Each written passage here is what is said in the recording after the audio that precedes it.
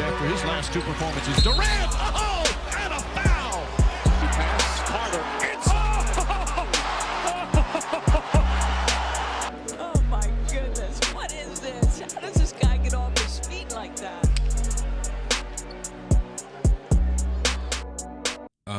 Yeah.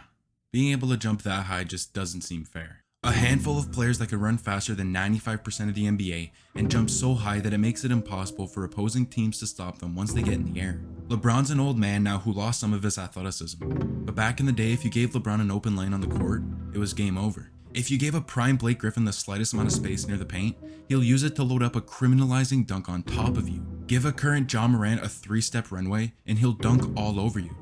Or at least he'll try.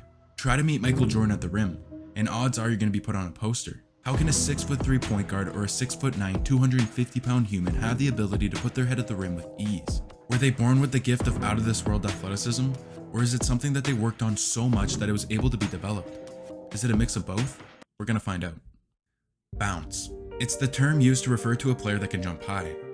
Like Snoop Dogg levels of high. Is it a God-given talent? Or is it the result of countless amounts of squats, calf raises, and lunges? Picks 1 and 2 of the 2019 NBA draft are two players who have some of the craziest bounce in the NBA right now. Zion Williamson and Ja Morant. God-given or hard work? In high school, Ja Morant wasn't able to dunk until his senior year, and just a year after throwing down his first, he was doing this in college. And the secret to his sudden increase in bounce? A tractor tire. Ja's dad set up a tractor tire on the ground that Ja had to jump into and out of 25 times after every single drill that he did. And to quote T. Morant, that bounce got crazy. So the key to get Ja Morant's bounce is hard work and consistency. If he's doing tire jumps after every single drill, and let's say he's doing 15 drills per day 6 times a week, he'd be jumping through that tire 19,500 times per week, or over 117,000 times per year. Add that up across just 5 years and he's jumped through that tire over 500,000 times. No wonder he's got that type of bounce, and it's proof that it could be developed. The other guy in that draft class is Zion, the owner of absurd athleticism for his height and weight. And the reason for it? Athletic parents. Zion's dad was a 6'5" college football player, while his mom is a 5'10" college track star who can leap up to 6 feet in the high jump. Obviously, Zion put in the work to further develop his athleticism and agility, but if it wasn't for his parents' genes that gifted Zion bounce, we can question whether he would have ever gone to the NBA without it. It's the nature versus nurture effect. Nature refers to one's genetics and hereditary factors that form your personality, as nurture represents the environmental factors that make you who you are. If you're athletically gifted but aren't in an environment that pushes you to develop or work on those gifts, nothing will change. But an athletically gifted individual in an environment that pushes them to their limits allows them to reach their full potential. So what happens when you combine nature and nurture? Then you'll find someone like LeBron James. LeBron was gifted with the craziest genes you'll ever find. At 6'9" and 250 pounds, he can outrun anyone on the court and outleap the bounciest players that the league has ever seen. And it seems to be thanks to a before its time speed and strength system in Cleveland. In 2002, St. Vincent St. Mary's head coach called the founders of the speed and strength system to train LeBron and the rest of their team. It had been used by rising stars at the time like Nene and J.R. Brenner, not the most well-known guys, but the program got them to rank 1 and 2 out of all potential NBA prospects in athletic testing prior to the 2002 NBA draft. Less than a year after LeBron and his St. Vincent St. Mary's team applied themselves to the speed and strength system, they were crowned national champions. Do you think that it's a coincidence that the most athletic player that has ever played basketball was a lab rat for an unknown, highly accomplished training program? The main focus of the program? Strengthen the jumping muscles. So your hamstrings, quads, glutes, calves, hips, and core for every type of movement. Strengthen the upper shoulder region to create space and get off shots, and condition the body to unique basketball and individual movements. When you pair up a successful and revolutionary speed and strength program with an already God-given athletic ability and die-hard work ethic, it creates a demigod. In 2002, the program worked miracles, but today it's just one of the hundreds of thousands of programs available to athletes, making it years ahead of its time. Ja, Zion, and LeBron may not have known right away whether they had God-given athletic genes, but the environment that they grew up in gave them the ability to develop and reach their athletic peak. If you were a kid who wanted to make it to the NBA, what kind of list of activities would you do every day to reach your goal? If you told people about the plan that you had in mind, you'd probably seem a little crazy, but it would be even crazier if it worked. Amen and Ozar Thompson became the first brothers to be selected in the top 5 of the same NBA draft, and it happened exactly as they planned it out. At just 9 years old, the twins created a vision board titled "Become the Greatest NBA Player of All Time." And how do you become an NBA player? Every day you have to run 2 miles dribbling with your left hand, 200 push-ups, 200 sit-ups, 50 pull-ups, 500 calf raises, and make at least 200 shots per day, every day. And sure enough, that's exactly how you become an NBA player and go to the NBA, and that's all it takes, that's it. The Thompson twins are literal proof that with a goal in mind and an unbelievable work ethic that you can make it to the league. But what isn't taken into account is how they lucked out in the gene pool. They could have wrote down all this stuff and stayed consistent for years and years, but if they only grew to a height of 5'11", then the odds would be stacked up against them. But they lucked out and grew to 6'7", just 2 inches shy of the 6'9" mark that they listed on their vision board. Their insane work ethic would make you think that their middle name is excellence, and that's because it is. They're proof that hard work and consistency does pay off, but they also lucked out genetically.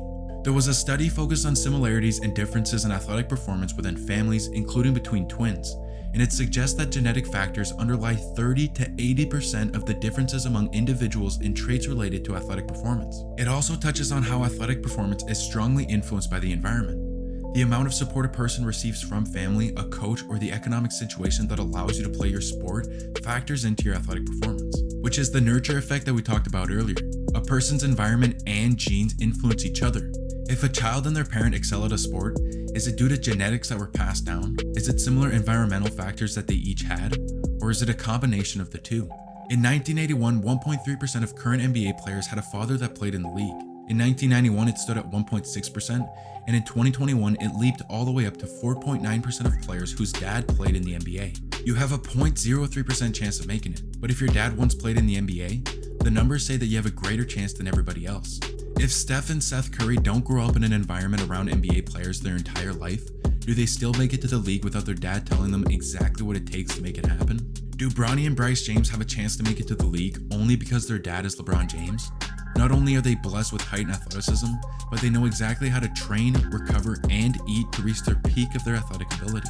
It's an advantage that very few people get the chance to have, and it's an NBA thing. As of the 2022 season, 459 of the 4,500 players to ever play in the NBA are directly related, either as brothers, father-son duos, cousins, grandfather and grandson, or as uncle and nephew. 10% of players that have ever played in this league have been related, and it relates to the nature versus nurture topic from earlier. If you grew up around family members that have made it to the highest level of basketball in the world, you have a unique environment to grow up in where you see firsthand what it takes to make it. But for those who aren't blessed with genes that were passed down or an environment that allowed them to chase their dreams, the keys to making the NBA would be hard work and consistency, and who portrays that better than an undrafted player? Players that go undrafted lack the exposure to get selected in the draft, but their work ethic and consistency has allowed them to get more exposure and eventually join the NBA, especially this last decade, proving that genetics isn't the only success factor to become a professional athlete. Here's how many undrafted players have played in at least one regular season or playoff game since 1980. The 80s were a tough time to be an undrafted player with just 65 players across the entire decade. The 90s leaped up to an average of 21 undrafted players per year, with the 2000s dipping back down below 20. And the 2010s is where we take a jump. Across the decade, 340 different undrafted players made an appearance in the NBA, counting for an average of 34 per year.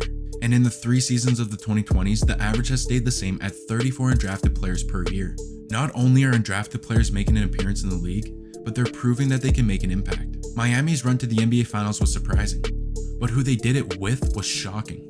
A total of 7 undrafted players were on the Heat's roster, and they weren't just riding the bench either. Guys like Max Strus, Gabe Vincent, and Caleb Martin were all starting in the NBA Finals. They did get absolutely obliterated by the Nuggets, but that's besides the point. Undrafted players are signing some of the biggest contracts in the NBA, and it isn't because of the genes that they were gifted, but because of their undying mindset to make it to the league. By no stretch of the imagination is making the NBA an easy thing to do. Neither is it completely dependent on the genes that you were given at birth. It's about what you decide to do with what you were given. Undersized and unathletic players are proof that you don't have to be gifted with the perfect genes to make it to the NBA. And undrafted players have been pushing the envelope for over a decade now, proving that hard work and consistency can land you a roster spot.